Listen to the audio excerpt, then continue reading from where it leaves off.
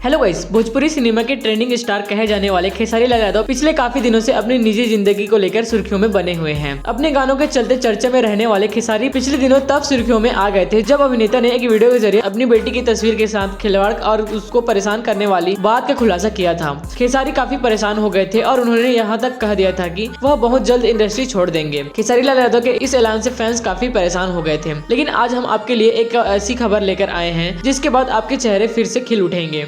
दरअसल आज खेसारी लाल यादव की एक नई फिल्म की रिलीज डेट का ऐलान हो गया है।